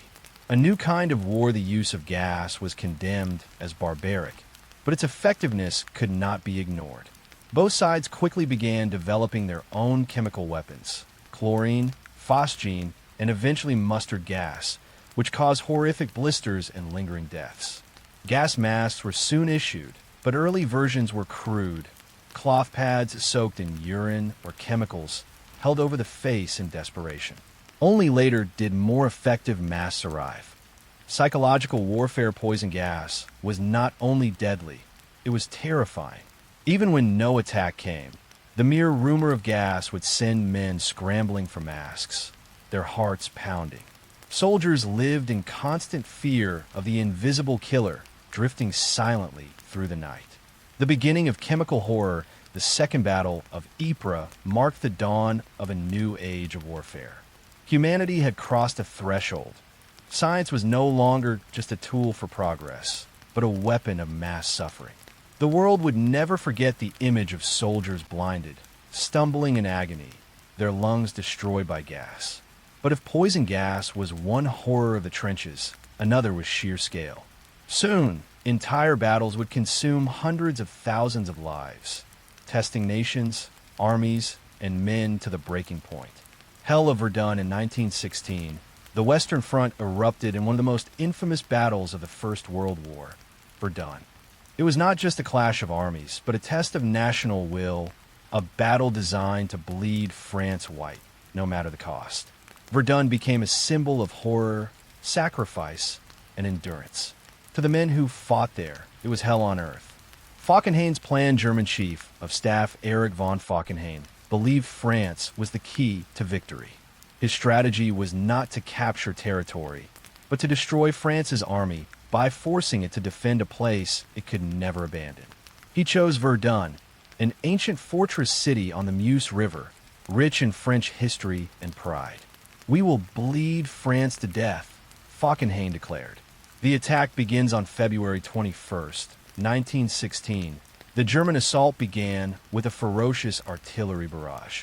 More than 1 million shells rained down on the French lines in a single day. The earth shook, villages vanished, and entire forests were shredded into splinters. When the shelling lifted, German infantry advanced through the smoke and ruins, capturing key positions. Verdun seemed doomed. They shall not pass. France could not let Verdun fall. General Philippe Pétain was given command of the defense. Calm and methodical, he organized a rotating system of troops along the only supply route, known as the Voie Sacrée, Sacred Way. Day and night, endless convoys of trucks carried men, ammunition, and supplies into Verdun. Soldiers marched out battered and broken, only to be replaced by fresh units. Nearly 3/4 of the French army would pass through Verdun at some point. Pétain es rallié kai échoué across France. Ils ne passeront pas. They shall not pass. The furnace of battle Verdun became a nightmare of ceaseless bombardment and close combat. Hills were fought over again and again, changing hands multiple times. Fortresses like Douaumont and Vaux became charnel houses where men fought in suffocating darkness, with flamethrowers, grenades, and bayonets. The landscape was obliterated. Shells churned the ground into a wasteland of mud, craters, and shattered trees. Men lived like moles, burrowing into the earth to survive the constant fire. For soldiers, Verdun was less a battlefield than a slaughterhouse. The cost of pride the battle dragged on month after month. Neither side would yield. Falkenhayn's strategy of attrition worked, but it also bled Germany itself. By December 1916, Verdun had consumed nearly 700,000 casualties, killed, wounded, or missing. Yet the front lines had barely shifted. France still held Verdun, though at terrible cost. A symbol of endurance, Verdun became more than a battle. For France, it was proof of survival, of national spirit refusing to break. For Germany, it was a costly failure that drained resources and morale. The words Verdun and hell became interchangeable. But even as Verdun raged, another colossal battle was about to erupt, this time led by Britain on the banks of the River Somme. If Verdun was France's ordeal, the Somme would be Britain's baptism of fire. The Somme offensive, if Verdun was France's agony, the Battle of the Somme became Britain's trial by fire. Planned as a joint Franco-British assault to relieve pressure on Verdun, it turned into one of the bloodiest battles in human history, a symbol of both bravery and futility. The Somme would forever scar the British Army and redefine the horrors of modern war. The planned Allied commanders believed that a massive offensive on the Somme River could break the stalemate. The plan was simple: launch a colossal artillery barrage to smash German defenses, send waves of infantry across no man's land, exploit the breakthrough with cavalry and reserves. The Allies hoped for a decisive victory. What they got was catastrophe. The week of fire on June 24th, 1916, the Allies began a bombardment unlike anything seen before. For 7 days, British and French guns pounded German lines with 1.5 million shells. Commanders believed nothing could survive. British soldiers were told they would simply walk across no man's land. Confidence was high, but deep in their trenches and bunkers, the Germans endured. Many shells were duds, and others failed to cut the barbed wire. When the bombardment stopped, the Germans were waiting. July 1st, 1916. A day of tragedy. At 7:30 a.m., whistles blew. Thousands of British soldiers climbed from their trenches and advanced in neat lines across no man's land. Almost immediately, machine guns opened up. German fire tore into the advancing waves. Men fell by the thousands, mowed down in minutes. By nightfall, the British Army had suffered nearly 60,000 casualties in a single day, the bloodiest day in its history. Entire battalions were wiped out. Grinding forward despite the slaughter, the battle continued. Week after week, Allied forces launched new assaults. Progress was measured in yards, not miles. Villages like Thiepval, Mametz, and Delville would become names soaked in blood. The first use of tanks in September offered hope, but the primitive machines often broke down or became stuck in mud. Still, They hinted at the future of warfare. The cost of the Somme. By November 1916, the battle finally ended. After nearly 5 months, the Allies had advanced only about 6 miles. Casualties were staggering. Over 400,000 British, 200,000 French, 500,000 Germans, 1 million men, dead or wounded, for almost no territorial gain. Britain's baptism of fire for Britain, the Somme, was devastating, but it also transformed its army. Volunteers from 1914, the so-called PALS battalions, men from the same towns and workplaces, had fought bravely, though at terrible cost. The battle marked the moment Britain truly became a central power in the war, no longer a supporting partner to France. The empire had been baptized in blood. Yet while the Somme and Verdun consumed men in the west, new fronts were opening elsewhere, where the clash of empires would drag the Ottoman Turks deeper into the global inferno. Gallipoli and the Ottoman front, while Europe bled at Verdun and the Somme, another front opened in the east, a daring Allied attempt to knock the Ottoman Empire out of the war. The campaign would become infamous. Gallipoli. It was meant to be a bold stroke. Instead, it turned into one of the Allies' greatest disasters. The Dardanelles gamble in late 1914. The Ottoman Empire had joined Germany and Austria-Hungary, closing the Dardanelles Strait, the vital sea route linking the Mediterranean to Russia's Black Sea ports. Britain and France devised a plan. Force the strait with a massive naval assault. Capture Constantinople, modern-day Istanbul. Open a supply route to Russia and eliminate the Ottomans from the war. It was an ambitious plan, but dangerously underestimated the Ottoman defenders. Naval disaster on March 18, 1915, a powerful Allied fleet sailed into the Dardanelles. But Ottoman mines hidden beneath the waters struck ship after ship. 3 battleships sank, others were badly damaged, and the fleet retreated in shock. The naval attack had failed. Now the Allies turned to a land invasion. The landings at Gallipoli on April 25, 1915, Allied troops landed on the Gallipoli Peninsula. The force included British, French, Australian, and New Zealand soldiers, the Anzacs. From the moment they hit the beaches, they came under withering Ottoman fire. Steep cliffs, rugged terrain, and fierce resistance made every advance costly.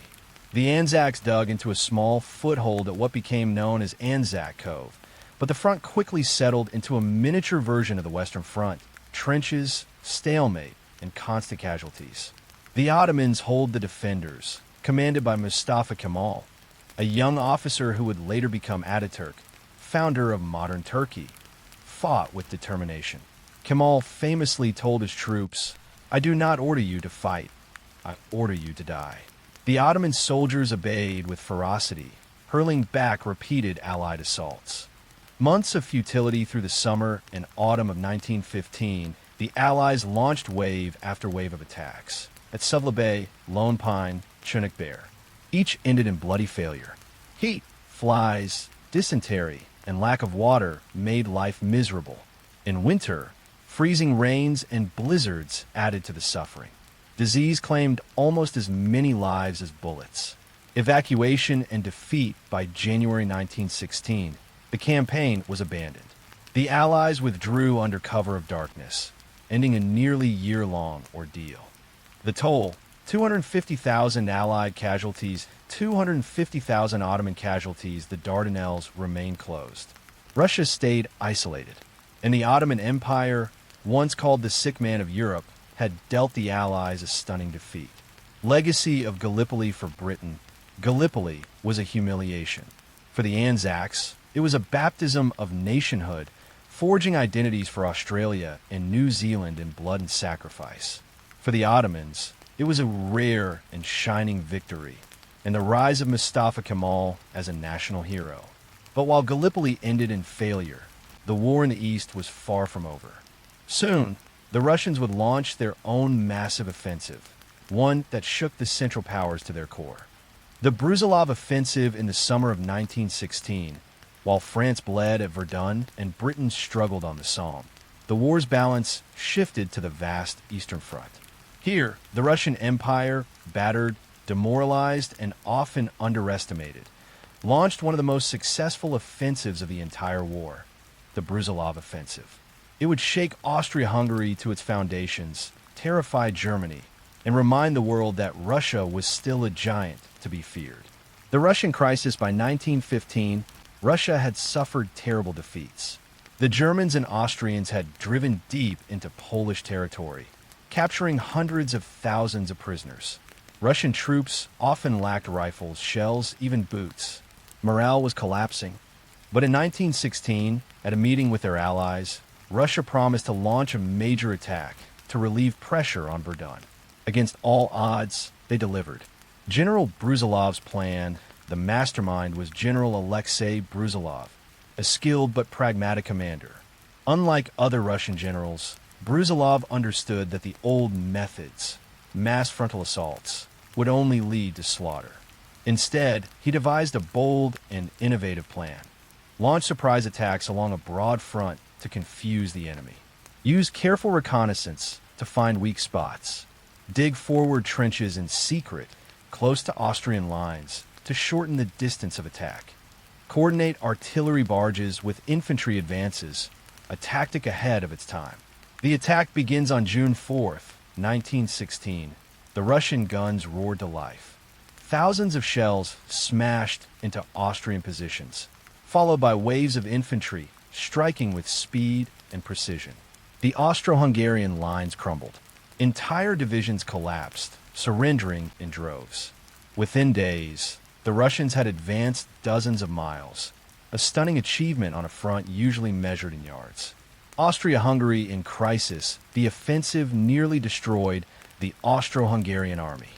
Casualties mounted at a catastrophic pace. Vienna begged Berlin for help, and once again, Germany had to divert troops eastward to save its faltering ally. For Austria-Hungary, the Brusilov offensive was a humiliation. It proved that its army was dependent on German strength to survive. Romania joins the war, encouraged by Russia's success. Romania entered the war on the Allied side in August 1916. But the move was premature. Germany and Bulgaria struck back swiftly, invading Romanian territory and capturing Bucharest by year's end. Still, Romania's entry further widened the war and stretched the Central Powers' resources. The cost to Russia, despite its brilliance, the Brusilov offensive came at a heavy price. Russia lost over 1 million men, casualties it could not replace. Though Brusilov had proven Russia's strength, the empire's internal weaknesses, poor industry, low morale, political unrest, only deepened. Within a year, those cracks would erupt into revolution. A Pyrrhic victory, the Brusilov offensive was one of the most effective operations of World War I, but its gains could not be sustained. Russia bled too heavily, and the strain would soon bring the empire to the brink of collapse. While Russia surged in the east, another storm brewed on the seas. Germany's deadly U-boats were about to provoke a neutral power, one that would change the war forever. America drawn in for the first years of the war, the United States stood apart. President Woodrow Wilson declared neutrality in 1914, and most Americans agreed. This was Europe's war, fought over ancient rivalries and distant empires. But as the conflict dragged on, Germany's actions, on the seas and in secret telegrams, would slowly push America closer to the battlefield. When the U.S. finally entered the war in 1917, it would tip the scales of history. Neutral, but not uninvolved though neutral, America was not untouched. U.S. banks and industries lent money and sold supplies to the Allies. Ships carried food, weapons, and raw materials across the Atlantic. Germany saw this as favoritism. To them, American neutrality was little more than a mask hiding support for Britain and France. The U-boat menaced. Germany's most dangerous weapon was the submarine or U-boat. Unlike surface ships, U-boats attacked without warning, sinking enemy and neutral vessels alike. In May 1915, a U-boat torpedoed the British passenger liner Lusitania, killing nearly 1,200 people, including 128 Americans. Outrage erupted in the U.S. Germany promised to restrict submarine warfare, But as the war dragged on, it broke those promises. By 1917, desperate to starve Britain into surrender, Germany resumed unrestricted submarine warfare. This meant any ship, merchant, passenger, or neutral, was a target. The Zimmermann telegram, then came the telegram that changed everything. In January 1917, German Foreign Minister Arthur Zimmermann sent a secret message to Mexico, promising support if Mexico joined Germany against the United States. In return, Germany offered to help Mexico reclaim Texas, Arizona, and New Mexico. British intelligence intercepted the telegram and shared it with Washington. When Wilson revealed it to the public, Americans were stunned. The idea of Germany plotting against the U.S. on its own soil turned neutrality into outrage. Wilson's decision by spring 1917, the evidence was clear. Germany's submarine campaign was sinking American ships, and its diplomacy threatened American security. On April 2nd, 1917, President Wilson addressed Congress. The world must be made safe for democracy. 4 days later, the United States declared war on Germany. America joins the fight at first. The U.S. Army was small and unprepared. But America's vast resources, industry, manpower, and money promised to shift the balance. The arrival of doughboys, fresh, enthusiastic American troops, would eventually provide the Allies with the strength they desperately needed. A turning point approaches for Germany. The entry of the United States was a nightmare.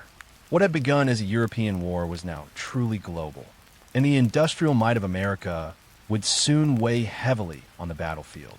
But before America could make its presence felt, Russia, shattered by years of war, was about to collapse from within. Revolution would tear the empire apart and change the face of the war forever. The Russian Revolution by 1917, the strain of war had pushed the Russian Empire to the breaking point. Millions of soldiers were dead or wounded. The economy was collapsing. Food shortages gripped the cities. Morale at the front was crumbling. The Romanov dynasty, which had ruled for 3 centuries, was about to fall. And with it, Russia's role in the Great War would change forever. A nation in crisis, Russia, had suffered more than any other Allied power. Defeats at Tannenberg and the Masurian Lakes had shattered its armies early on. The Brusilov offensive of 1916 brought hope, but drained the empire of men and resources. On the home front, peasants starved while soldiers went to battle without boots or rifles. Lines stretched for miles outside bakeries in Petrograd, St. Petersburg. Anger grew against Tsar Nicholas II, seen as out of touch and incapable of saving his people. The February Revolution in March 1917, February by Russia's old calendar, strikes and protests erupted in Petrograd. Workers demanded bread. Soldiers sent to suppress them mutinied instead, joining the crowds. The unrest spread so rapidly that Nicholas II had no choice but to abdicate. The Romanov dynasty collapsed in days, ending centuries of autocracy. A provisional government took power, promising reform and democracy. But it made one crucial mistake. It kept Russia in the war.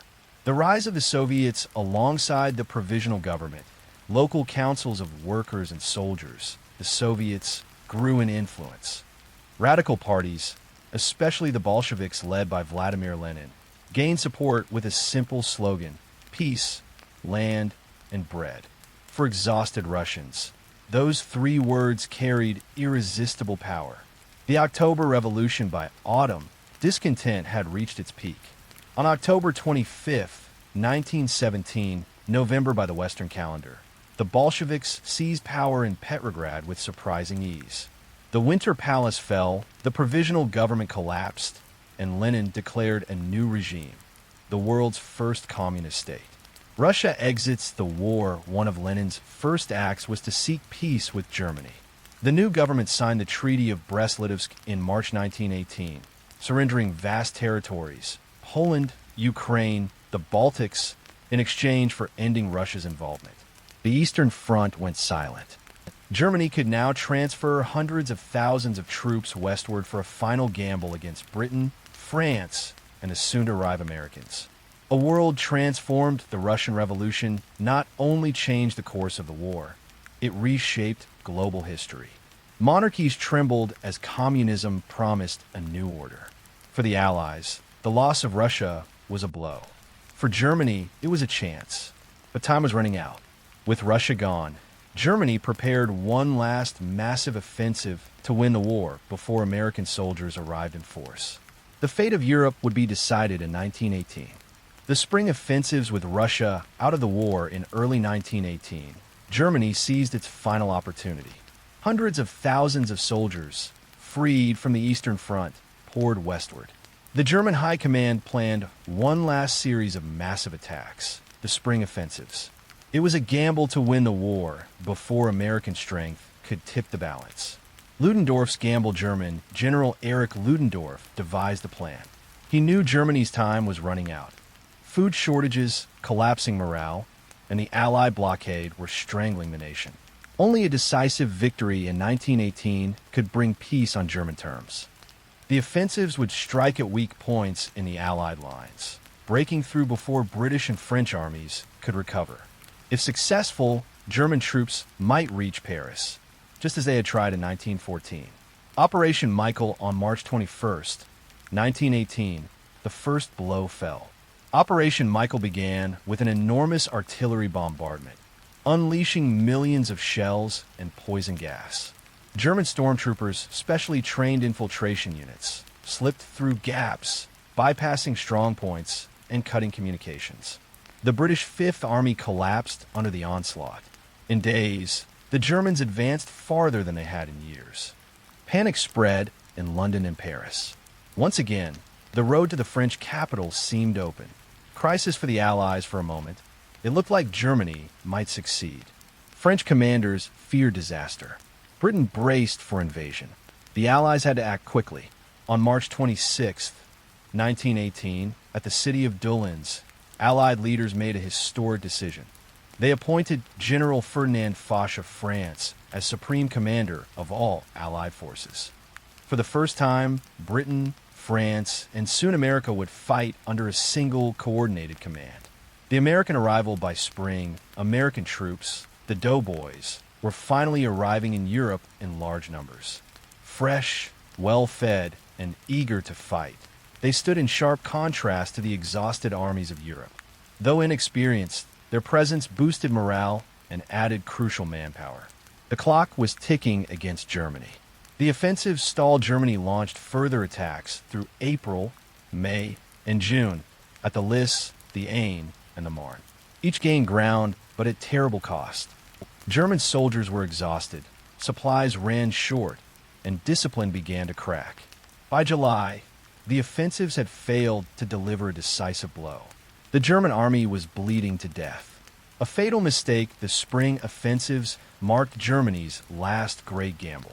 They had shocked the Allies, advanced deep into France, and come close to success. But they had also drained Germany of its last reserves. When a counterattack came, Germany would be too weak to resist. The counterattack was already forming. Soon, the Allies, with American strength at their side, would launch the 100 Days Offensive, driving Germany back and sealing the war's fate.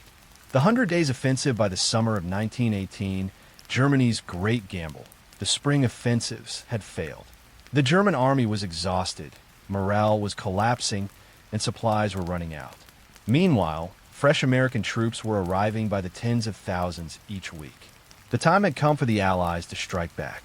What followed was a relentless campaign that pushed the Germans from the battlefield and brought the First World War to its end, the 100 Days Offensive. The turning point at the Marne in July 1918, Germany launched its final offensive on the Marne River, hoping for one last breakthrough. But this time, the Allies were ready. French, British, and newly arrived American forces counterattacked with overwhelming strength. The Germans were thrown back. The Second Battle of the Marne marked the end of Germany's advance and the beginning of its retreat. The Battle of Amiens on August 8, 1918, the Allies struck at Amiens. The attack combined tanks, aircraft, artillery, and infantry in a coordinated assault, a preview of modern warfare. The German lines crumbled. thousands of soldiers surrendered. Ludendorff called it the Black Day of the German army. For the first time, German commanders admitted the war could not be won. Relentless Allied pressure from August through November. The Allies never let up. This was not one battle, but a rolling series of offensives. The British advanced through the Somme region. The French pushed along the Aisne and in Champagne. The Americans launched their first major offensive at Saint-Mihiel, then fought fiercely in the Meuse-Argonne. Each week, German forces were driven back further. The once mighty army was now in full retreat. The collapse from within as the Allies advanced. Cracks spread across Germany itself. Soldiers mutinied. Civilians starved under the blockade. Strikes and protests shook the cities. Even the Navy rebelled, refusing to sail on a suicidal final mission. The German Empire was beginning to crumble from within. Toward the end, by October, the Central Powers were collapsing one by one. Bulgaria surrendered. The Ottoman Empire followed. Austria-Hungary disintegrated into chaos. Germany stood alone, exhausted, starving, and surrounded. The road to armistice in early November. Allied forces reached the Hindenburg Line, Germany's last major defense.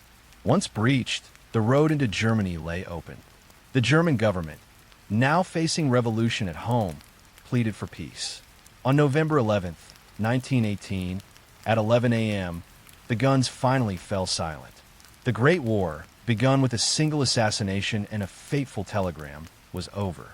But the silence on the battlefield did not mean peace in the world.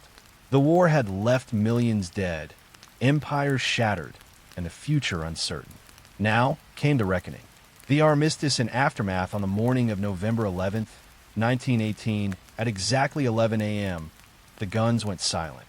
After more than 4 years of slaughter, the First World War had ended. Soldiers who had lived through years of mud, blood, and terror stood in stunned disbelief. Some wept, others cheered. Many simply sat in silence, too exhausted to feel anything at all. The Great War had begun with one telegram and an assassination. It ended with empires destroyed, millions dead, and a new world struggling to rise from the ruins. The fall of empires, the war, did not just redraw borders. It shattered centuries-old dynasties. The German Kaiser Wilhelm II abdicated and fled into exile as revolution swept Germany. The Austro-Hungarian Empire broke apart into independent nations: Austria, Hungary, Czechoslovakia, and others. The Ottoman Empire collapsed, its lands carved up by Britain and France. The Russian Tsars had already fallen, replaced by Lenin's Bolsheviks and a new communist order. For empires gone in a single war, the cost of victory, the statistics were staggering. Over 65 million men had fought. Nearly 10 million soldiers were dead. Perhaps 20 million civilians perished from famine, disease, and violence. Millions more were wounded, blinded, or crippled. Entire towns had lost a generation of young men. Families across Europe faced empty chairs at dinner tables. The war's scars were not just physical, but emotional, shaping societies for decades. The peace process in 1919, the victors gathered in Paris to decide the fate of the defeated. The most famous outcome was the Treaty of Versailles, which imposed crushing penalties on Germany, massive reparations, loss of colonies and territory, severe restrictions on its military. German leaders signed under protest, calling it a dictated peace. Bitterness and anger spread among the German people, seeds that would later grow into an even greater catastrophe. The world changed, the war reshaped the globe. The United States emerged as a new world power. Japan expanded its influence in Asia. The Middle East was redrawn, setting conflicts that echo to this day. The League of Nations was created, an early attempt to prevent future wars, though it proved too weak to succeed. And everywhere, people wondered, was this truly the war to end all wars? Memory and meaning for those who lived through it. The Great War was unforgettable. Soldiers who survived carried the trauma for life. Writers and poets captured the futility and horror in haunting words. Monuments and cemeteries spread across Europe, silent testaments to sacrifice. The world had entered the 20th century with optimism, believing in progress and civilization. By 1918, that faith was shattered. Humanity had discovered its own capacity for destruction on an industrial scale. A beginning, not an end, though the guns fell silent in 1918. The war's legacy was not peace, but unfinished business. New nations struggled to survive. Old hatred simmered, and in Germany, resentment over Versailles smoldered, awaiting a new leader who promised revenge. The Great War had ended, but the stage was already set for the even greater conflict to come. The story of how one telegram started World War I has now been told in full, from Sarajevo to the trenches, from Verdun to Versailles. It was a war that changed everything, and yet, in many ways, it was only the beginning.